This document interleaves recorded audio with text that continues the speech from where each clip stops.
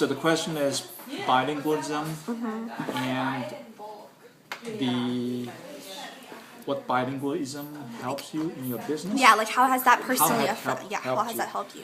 It helped me tremendously. Being someone from a culture that has a population of 1.5 billion population, that language is being used by 1 out of every 4 people in the world.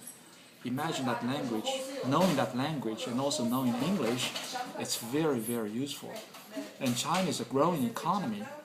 A lot of countries want to expand into that market. So knowing the language of that market gives you a huge advantage.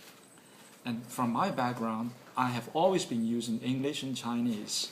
When I was in my 20s, I was doing the translation for the Chinese senior leadership.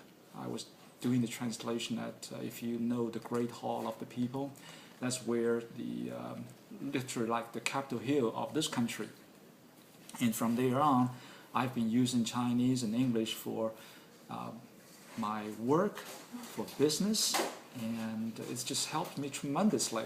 I have 2 daughters, and they are bilingual, and I wish that their Chinese is just as good as their mother language, English, and I strongly encourage everyone to learn a second language. And if you have a choice, if you like Chinese, I strongly recommend that you learn Chinese. Thank you. Thank you.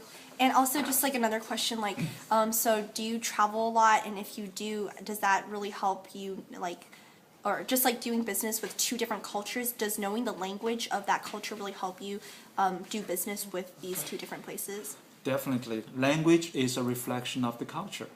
And when you do business with a culture, with a different culture, first of all, you need to know the language in order to communicate with the people, the local people. Secondly, culture is very, very important when you want to have a successful business with the people of that culture. Knowing the culture will give you the edge. Knowing the culture will prevent you from falling into traps and to have a successful relationship. So there are so many different things about culture. For example, in China, a lot of business conducted on the dinner table or lunch table.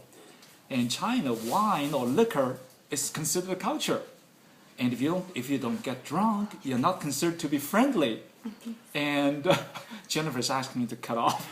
You guys are laughing, but it's serious business. Guys, you need to learn a second language and you need to learn a second culture. Knowing that in China, drinking with your friends and drinking really... Cut. I think I'm off the track. I'm not. I know. I'm not encouraging drinking.